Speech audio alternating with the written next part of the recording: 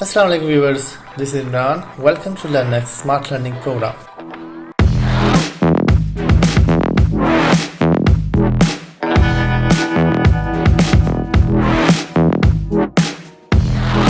ये मैंने एक लिस्ट प्रिपेयर की है आप लोगों के लिए जो हमें पता होने चाहिए जब हम टेक्निकल एसईओ करें या साइट का ऑडिट करें। ओके जी, जब हम बात करते हैं टेक्निकल एसईओ की तो इसका मतलब है कि आपने अपनी वेबसाइट को चेक करना है टेक्निकली।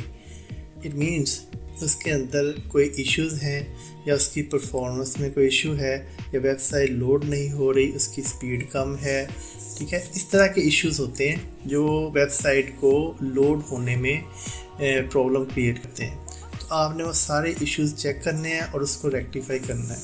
इसके बाद है गूगल बोट, क्रॉलर्स और स्पाइडर्स। ये सभी एक ही चीज़ के नाम है। गूगल क्रॉलर्स को वेबसाइट के ऊपर छोड़ता है और वो फिर लिंक्स के थ्रू डिफरेंट वेबसाइट्स के ऊपर वो जंप करते हैं, ठीक है। और फिर डेटा वो कलेक्ट करते हैं। जो न्यू पेजेस होते हैं, जो अपलोड न्यू साइट्स होती हैं, न्यू पेजेस होते हैं, न्यू पोस्ट होती हैं, उनको क्रॉल करता है। उसके बाद उनको ला के वो गूगल को सबमिट करता है। गूगल उसके बाद उसकी इंडेक्सिंग करता है। इंडेक्सिंग के बाद उसकी रैंकिंग की बारी आती है। ये नेक्स्ट है robots.txt फाइल। एक्चुअली एक एडवाइस या एक इंफॉर्मेशन होती है क्रॉलर्स के लिए, गूगल क्रॉलर्स के लिए। जैसे मैं इसको हम देखते कैसे हैं, इसको हम अपनी वेबसाइट पे आ जाते हैं। ये मेरी वेबसाइट है, इसको मैंने ओपन किया जी। यहाँ पे आपने लिखना है robots.txt, ठीक है जी। ये इंफॉर्मेशन आ गई इसकी।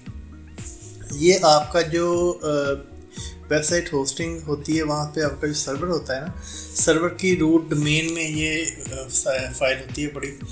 इसमें ये स्टैटिक का मतलब है कि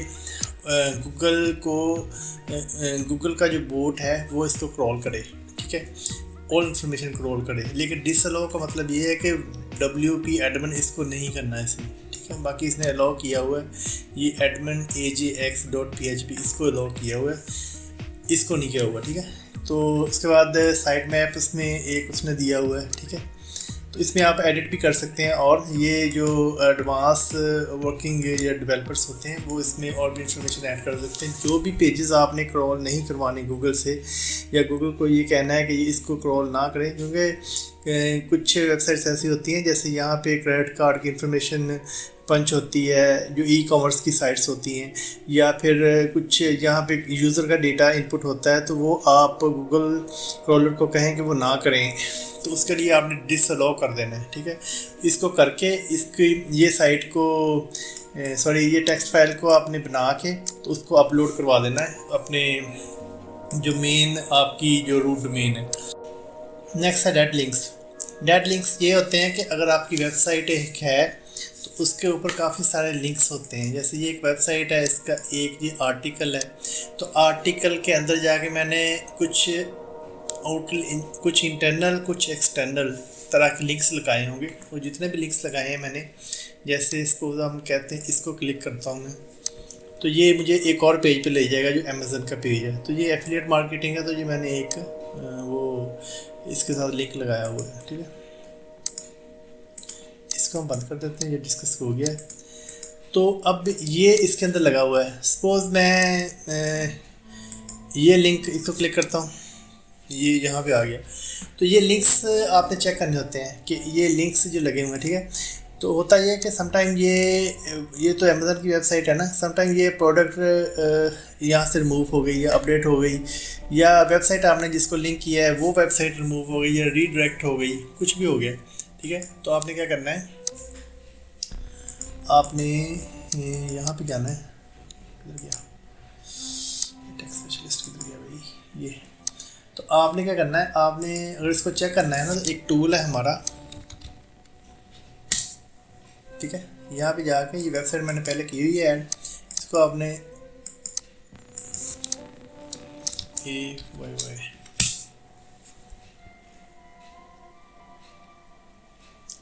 ये अब क्या कर रहा है, डेड लिंक चेकर एक वेबसाइट है। यहाँ पे आपने वेबसाइट लगा के आपने सर्च किया तो ये मेरी वेबसाइट को स्कैन कर रहा है और वहाँ से ये चेक करेगा कि इसके अंदर डेड लिंक्स कितने हैं। ठीक है, एक फील्ड आ गया है। ये टोटल 608 URLs हैं जो मैंने मेरी वेबसाइट पे जो अपलोड हुए हैं, उन सबको सर्च करा। उसमें ज़ाहिर है वो काफ़ी सारे पेजेस होते हैं जिसमें आपके कैटेगरीज़ के पेजेस होते हैं, पोस्ट के पेजेस होते हैं और काफ़ी सारे पेजेस आपने ऐड किए होते हैं। सारे इसमें लिंक्स होते हैं, लिंक्स के अंदर पेजेस के अंदर लिंक्स होते हैं।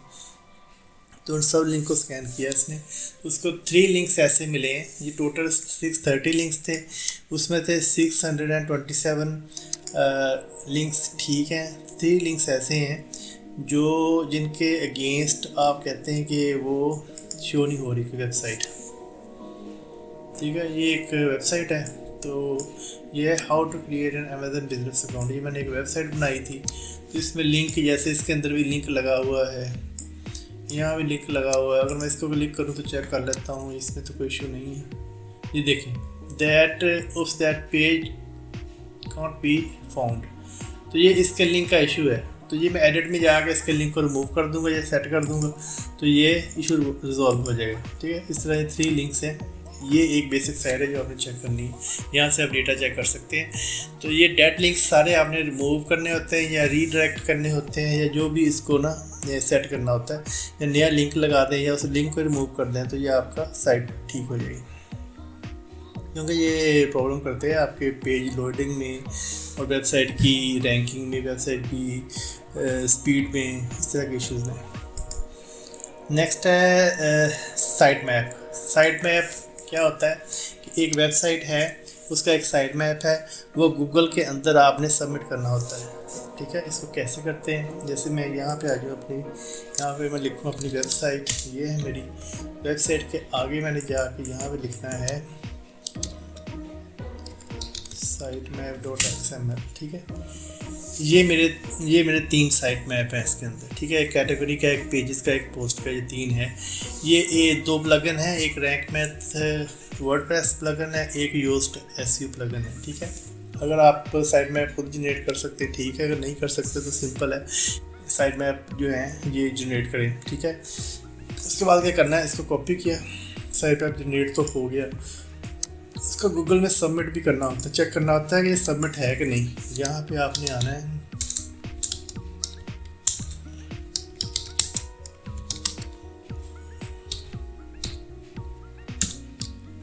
गूगल सर्च कंसोल में। ठीक है, ये प्लगइन है, प्लगइन को छोड़ते यहाँ पे आ जाए, इसको क्लिक किया, ये आ गया। इसको मैंने खोला तो यहाँ पे आपको मिलेगा URL इंस्पेक्शन, इसको क्लिक किया आपने। ठीक है, यहाँ पे आपने सबमिट करना है इसको, जो मैंने वो कॉपी किया ना, यहाँ पेस्ट कर दिया, एंटर कर दिया। ये आप मुझे बता देगा कि ये जो मैंने URL देखा है ये इंडेक्स है कि नहीं। टेस्ट कर लो इसको।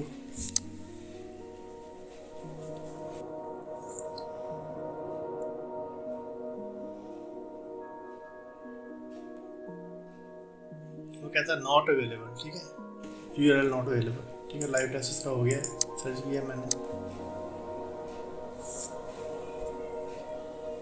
अब क्या करना है, अगर ये अवेलेबल नहीं, वैसे ये अवेलेबल है, ये कोई किसी एरर की वजह से आ रहा है, लेकिन अगर ये देखें URL is available on Google. ठीक है, अगर नहीं है तो यहाँ पे इंडेक्सिंग करें, इंडेक्सिंग करके यहाँ पे दोबारा डालें तो ये इसमें गूगल में ऐड हो जाएगा।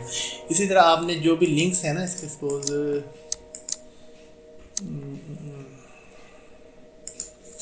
जैसे मेरी वेबसाइट है, जैसे ये है टेक स्पेशलिस्ट। ठीक है, मेरी वेबसाइट है, यहाँ पे आप इस लिंक को कॉपी करते हैं, ओपन कर लेते हैं इसको ओपन करके देखते हैं कि ये वेबसाइट के ऊपर गूगल के ऊपर इंडेक्स है कि नहीं है। अगर ये इंडेक्स नहीं है, यहाँ पे शो हो रही है, तो इसका मतलब है कि हमने इसको गूगल को नहीं पता कि ये पेज एक है अवेलेबल इस वेबसाइट पे, और गूगल को पता नहीं होगा तो वो ना रैंक होगी, ना वो पेज रैंक होगा, ना वो वेबसाइट में रैंक होगा, ना उसका कोई इफ़ेक्ट होगा वेबसाइट की रैंकिंग में। तो इसको आपने इंडेक्स करना ज़रूरी है हर चीज़ को। ठीक है ना, हर पोस्ट को, हर पेज को। कुछ लोग कैटेगरी को कर देते हैं, कुछ नहीं करते, लेकिन प्रेफर ये किया जाता है कि इसको करें।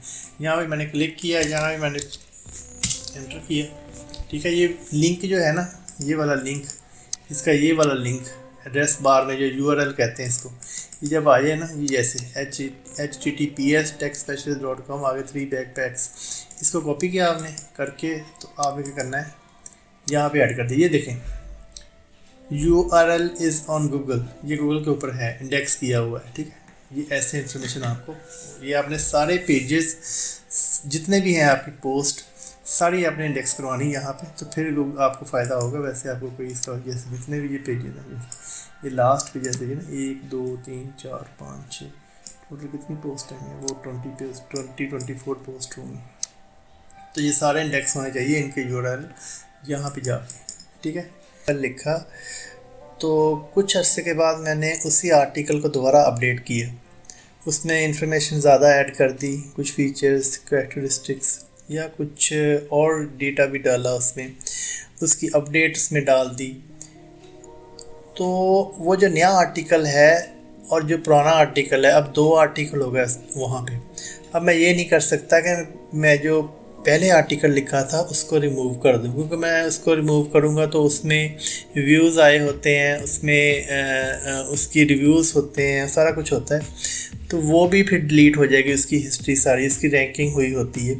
तो मैं क्या करूँगा, मैं इस आर्टिकल को दूसरे आर्टिकल पे डाइवर्ट कर दूँगा। Suppose if one user visit that article which is already written before, तो उसको क्लिक करता है, तो वो जब अगर मैंने इसको रीडायरेक्शन कर दी उस आर्टिकल की एक नए वाले आर्टिकल पे, तो ऑब्वियसली वो जो यूज़र क्लिक करेगा वो नेक्स्ट आर्टिकल पे शिफ्ट हो जाएगा, तो उसको नए वाला आर्टिकल नज़र आएगा, ओल्ड वाला नहीं आएगा। तो उससे फ़ायदा ये होता है कि हमारा वो आर्टिकल, वो कंटेंट भी सेव रहता है और उसकी रैंकिंग, उसकी चीज़ें भी सेव रहती हैं वेबसाइट के अंदर। प्लस ये होता है कि यूज़र को एक नई इन्फॉर्मेशन, अपडेटेड इन्फॉर्मेशन मिल जाती है। तो ये ज़रूरी है डुप्लीकेट कंटेंट चेक करना और उसको रीडायरेक्ट करना। पेज स्पीड क्या होती है, ये हम अपनी अच्छा, पेज स्पीड क्या होती है, पेज स्पीड आपका जो वेबसाइट होती है उसका पेज कैसे लोड होता है। जैसे मैं अपनी वेबसाइट पे आता हूँ, ये है टेक्निकल स्पेशलिस्ट, ठीक है। तो यहाँ पे आके मैं अपना अकाउंट ओपन करता हूँ। यहाँ पे एक मैंने साइट किट इंस्टॉल की हुई है, इसको क्लिक किया मैंने, इसमें डैशबोर्ड में चला गया।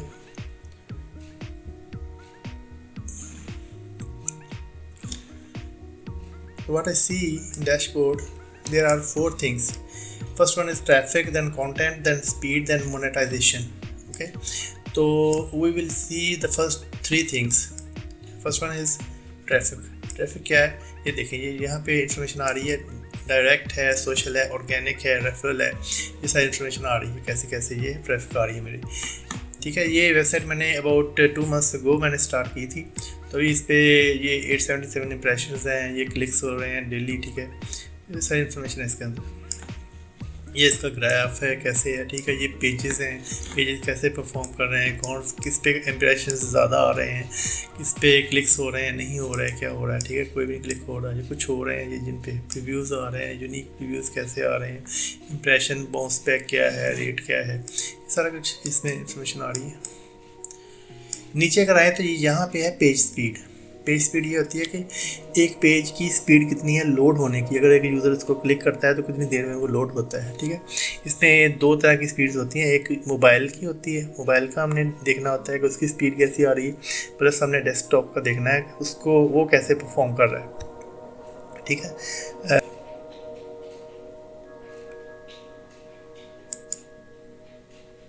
अच्छा, मीनवाइल हम चेक करते हैं साइट ऑडिट क्या होता है। ये आ जाता है, फिर हम इसको देख लेते हैं। हम यहाँ पे आए, यहाँ पे हम लिखें सीमरश। सीमरश एक टूल है जो पेड टूल है, लेकिन इसका फ्री भी आप यूज़ कर सकते हैं, मतलब 3 to 7 सर्चेज आप फ्री इसमें कर सकते हैं, ठीक है। ये इसने मेरी इन्फॉर्मेशन दे दी। ये चलें इसी को चेक कर लेते हैं। ये मेरी साइट है techspecialist.com। आपने किसी का भी साइट ऑर्डर करना है, आपने यहाँ पे जाना है, इसको क्लिक करना है, सीमरश में आप अपना अकाउंट बनाए यहाँ पे जाके, ठीक है। तो ये साइट ऑर्डर लिखें, ये आ गए यहाँ पे आके आपको ये इन्फॉर्मेशन आ गई। इसमें आपने ये techspecialist.com ये मेरी वेबसाइट है। साइट ऑर्डर हेल्थ इसकी 93% है, मतलब इट्स गुड। पोजीशन विजिबिलिटी ये है, ऑन पेज आइडिया सेटअप ये करने वाला है, ठीक है। ये इन्फॉर्मेशन अभी दे नहीं रहा, इसमें थोड़ा सा प्रॉब्लम है, लेकिन साइट ऑडिट आप यहाँ से इसको चेक कर सकते हैं। इसमें बेसिक इन्फॉर्मेशन सारी, ये इसके ऑर्गेनिक कीवर्ड्स कैसे परफॉर्म कर रहे हैं, बाकी चीज़ें कैसी कर रही हैं। मैं इसको दोबारा 1 मिनट कर लेता हूँ, ये मैंने क्लिक किया, शायद इसको दोबारा वो रिफ़्रेश करके इसका डेटा दे दिए। देखिए सारा डेटा आ गया। टेक्स्ट स्पेशलिस्ट में इसने कहा जी कि लास्ट अपडेट 3 वीक अगो की है, पेजेस स्क्रॉल 43 हुए हैं, 100 में से कुछ हो गए होंगे ना पहले। साइट हेल्थ क्या है 93% है, एरर्स -2 हैं। ये डेड लिंक्स जो हमने चेक किए थे ना, सपोज वही होंगे, आई थिंक ये वही होंगे। वार्निंग 167 है, इसको हम रिव्यू कर सकते हैं क्या है। क्रेडिबिलिटी 97% ठीक है, 99। तो ये ओवरऑल इसका प्रोसेस है। इसे आप साइट की हेल्थ, इसकी इन्फॉर्मेशन देख सकते हैं, ठीक है। और भी काफ़ी सारे टूल्स हैं चेक करने के लिए। आप गूगल के ऊपर सर्च करें, वहाँ से आपको साइट मिल जाएंगी। जैसे एक टूल यहाँ पे है, स्मॉल SEO टूल, इसमें काफ़ी सारे टूल्स हैं, यहाँ से आप इन्फॉर्मेशन ले सकते हैं। जैसे 100% फ्री, यहाँ क्लिक करता हूँ, ये देखें प्लेजरिज्म चेक कर, आर्टिकल राइटर, फ्ला फ्ला फ्ला। इसमें जो हमने चेक करना है साइट ऑर्डर करना है। साइट ऑर्डर कहाँ पे है, इसको साइट ऑर्डर टूल, इसको क्लिक करें। और भी काफ़ी टूल आपको मिल जाता है। वेब फ्री साइट ऑर्डर, ये देखें, इसको क्लिक कर लेते हैं। ये क्या कहता है अभी चेक कर लेते हैं इसमें।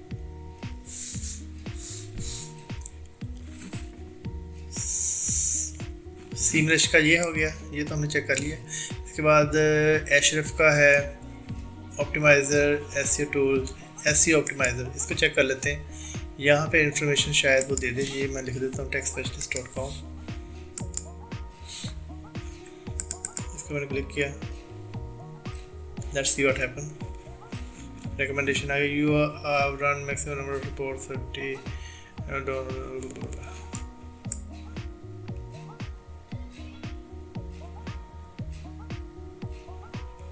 तो ये एवेल्यूएट कर रहा है मेरी साइट को। ये देखें इसके अंदर इसने दे दिया थोड़ा सा, देखें ये क्या स्कोर देता है इसके ऊपर। All results for techspecialist.com is C+, your page could be better, 14 recommendation इसने दी हैं।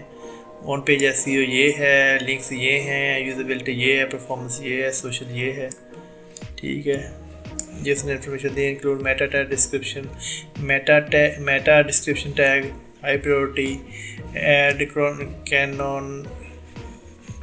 सो इसमें ये काफ़ी इन्फॉर्मेशन नीचे आ रही है, मेटा डिस्क्रिप्शन की है। ये ऐड टैग करें, हेडर टैग करें, ये वो सारा कुछ इसमें इन्फॉर्मेशन, इसमें बेसिक इन्फॉर्मेशन ये सारी आ रही है। Priority, maximum priority, high priority, ये देखें। और ये सारी डिटेल्स हैं जो हमने चेक करनी है, ठीक है। टाइटल टैग गुड है, इसमें मेटा डिस्क्रिप्शन टैग कुछ मिसिंग होंगे इसलिए ये ऐसे दे रहा है। H1 टैग यूजेज कैसे हुई है, ये कुछ कहता है नहीं ठीक हुई। तो ऐसे यहाँ से आप रिव्यू सारी साइट को कर सकते हैं। लिंक्स कितने हैं और लिंक्स कितने हैं, आपके साथ लिंक्स कितने हैं, कुछ भी है, ये देखें, ठीक है। ये मोबाइल का स्कोर आ रहा है, ठीक है, ऑप्टिमाइजेशन का। ये डेस्कटॉप का स्कोर ठीक है, मोबाइल का नहीं ठीक। तो इसको भी हम प्लगइन्स वगैरह इंस्टॉल करके ठीक कर सकते हैं। सर्वर रिस्पॉन्स क्या है, पेज कंटेंट कैसे लोड हो रहे हैं, सेकंड्स में वो दे रहा है, ठीक है। तो ऐसे आपने अपने साइट का ऑडिट करना है। तो जो चीज़ें हैं, जो प्रॉब्लम है, वो आपने रिजॉल्व करनी है। तो आप इसको मंथली कर लें, तो लेकिन स्टार्ट में आपको ये वीकली करना चाहिए, क्योंकि इससे आपकी साइट की परफॉर्मेंस बेटर होगी, फिर ही आप वो रैंकिंग में आ सकेंगे, वो सारा कुछ हो सकेगा, ठीक है जी। ये साइट ऑडिट होता है। उसके बाद इमेज ऑप्टिमाइजेशन। इमेज ऑप्टिमाइजेशन ये होती है, इसको साइट ऑडिट को बंद कर देते हैं, ये भी बंद कर देते हैं।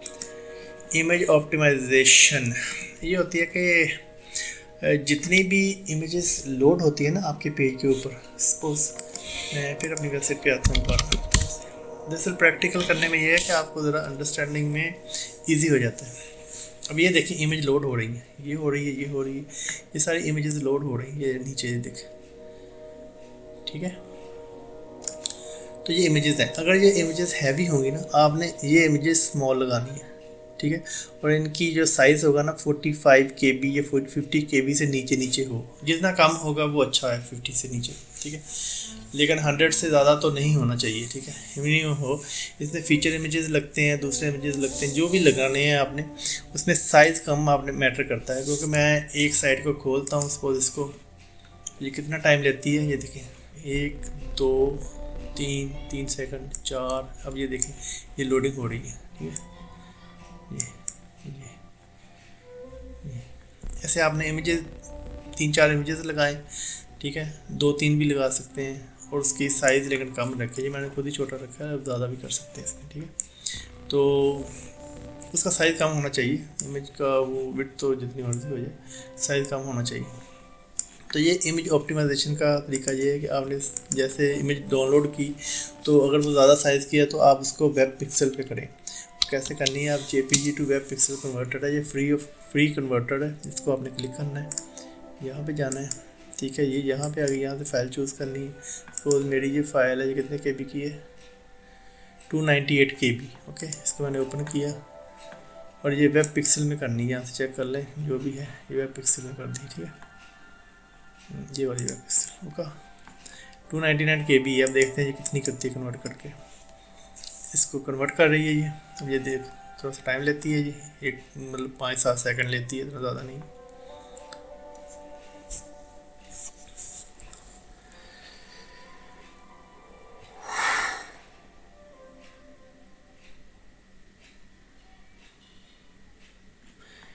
ये देखें जी, वेब पिक्सल में हो गई 178, वो 300 KB थी, यानी कि ये ऑलमोस्ट 120-130 KB इसने कम कर दी। इसको आपने डाउनलोड करना है, डाउनलोड करके आप इसको यूज़ कर सकते हैं, सिंपल प्रोसेस है इसका, ठीक है। इसके बाद नेक्स्ट ये है कि अगर आप मैंने क्या किया है, मैंने इसमें प्लगइन भी इंस्टॉल कर दिया है वर्डप्रेस के अंदर। तो यहाँ पे जाएँ, एक प्लगइन है आपका EWWW इमेज ऑप्टिमाइज़र, ये प्लगइन आप इंस्टॉल कर लें तो ये खुद ब खुद आपकी इमेज, चाहे आप जितनी मर्ज़ी साइज़ की होगी आप लोड करेंगे, तो इसने खुद ब खुद आपकी उसकी जो इमेज है ना उसको कम कर देना है। और जो सेटिंग आप करेंगे उस सेटिंग पे उसको सेव करेगा। जब भी आप अपलोड करेंगे तो उसी पे अपलोड होगी। तो ये आपके लिए है, और इससे आप ऑप्टिमाइज़ भी कर सकते हैं। जैसे मैं यहाँ पे जाऊँ एंड मीडिया में जाके बल्क ऑप्टिमाइज़र, ठीक है, इसको क्लिक किया मैंने, तो ये 137 इमेजेस है जो ऑप्टिमाइज़ करने वाले। इसको मैं क्लिक करूँगा, ये ऑप्टिमाइजेशन स्टार्ट हो गई इसकी। इसने खुद ब खुद ऑप्टिमाइज़ कर देनी सारी आपकी, ठीक है। ये सारा है, जैसी हो गई है तो ये आपकी 500 बाई 500 हो जाएंगी सारी। ये जो भी आपने साइज़ दिया होगा उस पर ये रिड्यूस्ड 69% होगी, 70% होगी, ये रिड्यूस कर रहा है 0.5 सेकंड्स में कर रहा है, ठीक है। 34% रिड्यूस होगी। ये जैसे जैसे हो जाएंगी ये सारा आपका वो कन्वर्ट हो जाएंगी। तो ये भी करना ज़रूरी होता है साथ साथ, लेकिन जब नई अपलोड होगी तो वो खुद ब खुद कर देगा। ये पुरानी वाली जो कोई अपलोड हो गई हैं, नहीं हुई या कोई एक्स्ट्रा हो गई है तो वो उसको कर रहा है सेटिंग, ठीक है। इसके बाद है जी इंडेक्सिंग ऑन गूगल। ये तो सिंपल है, मैंने आपको बताया है। आपने यहाँ पे जाना है, यहाँ पे आपने गूगल सर्च कंसोल लिखना है, इसको क्लिक किया, ये टूल है, टूल को क्लिक किया, ये आपकी वेबसाइट है सपोज, ठीक है। इसका ये एक लिंक है, इसको आपने कॉपी किया, यहाँ पे आ गया, इसको स्टार्ट किया, तो स्टार्ट किया, यहाँ पे आ गया URL इंस्पेक्शन में। तो यहाँ पे जाके आपने क्या करना है, इसको यहाँ क्लिक करना है, Ctrl+V किया, एंटर कर दिया, ठीक है। ये उसने टेस्ट करो इसको, यहाँ पे टेस्टिंग में आ रहा होगा, यहाँ पे शो नहीं कर रहा, टेस्टिंग में पता लग जाएगा। अगर नहीं आ रहा तो आप यहाँ से इंडेक्स करें, दोबारा इंडेक्स हो जाएगा। जिसके अंदर जितने भी आपकी पोस्ट हैं, पेजेस हैं, जो इन्फॉर्मेशन आप चाहते हैं कि गूगल क्रॉल करे, उनको उनके बोर्ड क्रॉल करे, वो आप यहाँ से जाके इंडेक्सिंग करें। सारी इंडेक्सिंग यहाँ पे होनी चाहिए, व्हाटएवर द केस, ठीक है। आप सारे पेजेस चेक करें, अगर नहीं इंडेक्स हैं तो यहाँ से इंडेक्सिंग करें इसकी, फिर ही आपको फ़ायदा होगा। नहीं तो अगर गूगल को पता नहीं होगा, ये देखें ये लिखा हुआ आ रहा है URL is available on Google, तो इसका मतलब है ये अवेलेबल है, तो इसको करने की ज़रूरत नहीं है। नहीं तो आप यहाँ से रिक्वेस्ट करें, रिक्वेस्ट इंडेक्सिंग, ये इंडेक्स हो जाएगा।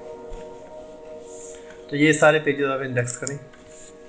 उसके बाद है रीडायरेक्शन। ये मैंने आपको बताया है कि अगर जैसे आपकी डुप्लीकेट कंटेंट था या कुछ ऐसे पेजेस होते हैं जो ऑर्फन पेजेस होते हैं जो रैंक भी होते हैं, बाकी सब कुछ हुआ होता है, लेकिन उनके लिंक नहीं चल रहे होते किसी वजह से, किसी न किसी वजह से कोई कोई कोई साइड मूव हो जाती है या कोई और प्रॉब्लम आ जाती है, तो आप उसको रीडायरेक्ट कर सकते हैं।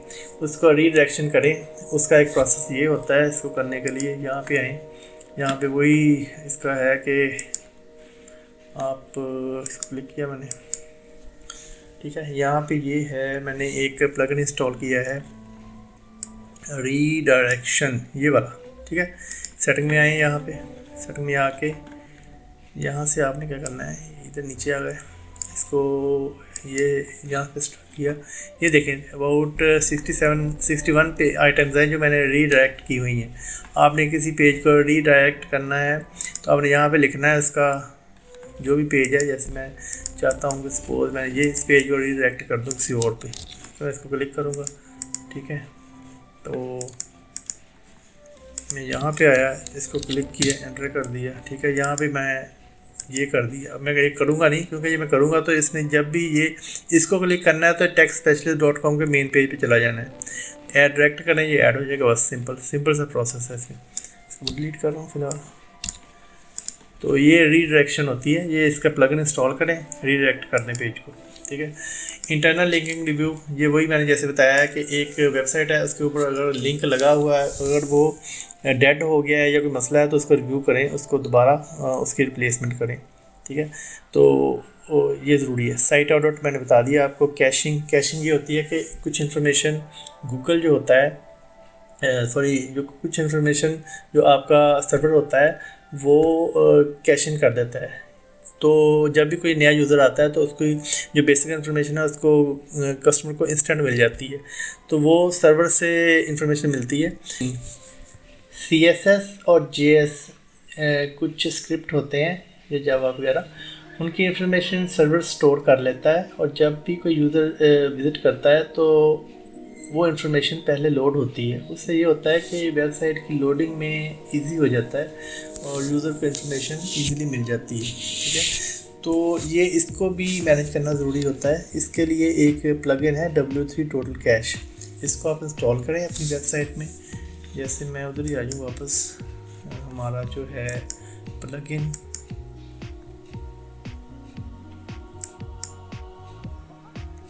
ठीक है। ये मैंने एक रैपिड कैश ये किया है, ये भी अच्छा प्लगइन है। उसके बाद एक था वो, अच्छा वो मैंने डीएक्टिवेट कर दिया था। दरअसल ये रैपिड कैश मैंने इंस्टॉल किया है यहाँ पे, लेकिन वो भी बेस्ट है, ठीक है ना। ये जो प्लगइन्स होते हैं ये मैटर करते हैं कि आपका वेबसाइट में और बाकी प्लगइन किस तरह के इंस्टॉल है। मैंने काफ़ी और चीज़ें इंस्टॉल की हैं, इसलिए इसके पॉइंट ऑफ व्यू से ये प्लगइन इज़ गुड। सो आप उसको इंस्टॉल करें A3W, अगर वो नहीं तो रैपिड कैश कर लें या कोई भी सर्च कर लें। वर्डप्रेस के सारे प्लगइन्स अच्छे होते हैं, उनकी परफॉर्मेंस ठीक है, उसका रिव्यू देख लें, उसकी परफॉर्मेंस देख लें कितनी है, ठीक है। तो आप इजीली इंस्टॉल कर सकते हैं, उसको ले सकते हैं। उसके बाद जी नेक्स्ट हमारा क्या टॉपिक था, थीम आपने देखना है कि थीम आपका इजी लोडेबल हो, यानी कि ये मैंने सिंपल सा थीम एक लगाया है, न्यूज़ का कोई एक थीम है, ये फ्री है, वैसे तो पेड यूज़ करना चाहिए लेकिन ये मैंने फ्री यूज़ किया हुआ है, लेकिन ये बेस्ट थीम था। ये देखें ये इजीली ये लोड हो रहा है ये सारा कुछ, ठीक है ना।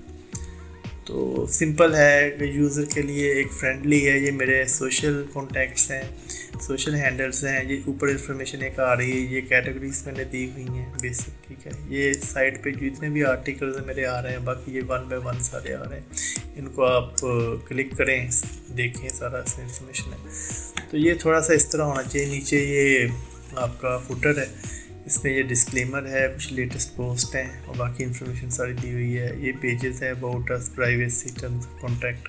तो ये सिंपल सा एक आपका इंटरफेस होना चाहिए, ज़्यादा कॉम्प्लिकेटेड होगा तो वो यूज़र वैसे ही रिटर्न हो जाएगा, ठीक है। उसके बाद है जी SSL सर्टिफिकेट। जितने भी वेबसाइट्स होती हैं ना वो पहले तो ऐसे नहीं होता था, पहले तो वो HTTP की साइट्स भी चल जाती थी। अब एस साथ लगा दिया, एस का मतलब है सिक्योरिटी, ठीक है। जहाँ पे SSL सर्टिफिकेट इंस्टॉल होगा तो ये इस तरह HTTPS हो जाएगी प्लस ये लॉग का साइन आ जाएगा। तो इसके लिए आपने करना ये है कि आपने प्लगइन में जाना है यहाँ पे, तो यहाँ पे एक प्लगइन होता है रियली सिंपल SSL, ये फ्री ऑफ कॉस्ट है, इसको इंस्टॉल करें तो आपकी साइट ये स्कोर हो जाएगी। तो ये हैकर से या बाकी जो भी अटैम्प्ट करते हैं फेक, ठीक है, तो स्पैम वगैरह तो वो नहीं होगा इससे ना, तो काफ़ी आपकी साइट सिक्योर हो जाती है। इसकी आप सिक्योरिटी वगैरह चेक करें, सेटिंग करें। अच्छा, जितने भी प्लगइन्स आपने इंस्टॉल करने हैं इसकी आपने सेटिंग ज़रूर चेक करनी है, सेटिंग में जाके आपने इसको अपग्रेड करना है चीज़ों को, ठीक है। तो ये चीज़ मैंने बेसिक इन्फॉर्मेशन आपको सारी दे दी है कि टेक्निकल एसईओ में ऐसे वर्किंग होती है। If you like this video please subscribe my channel and click on the bell icon. मिलते हैं नई वीडियो के साथ। टिल देन, अल्लाह हाफिज़।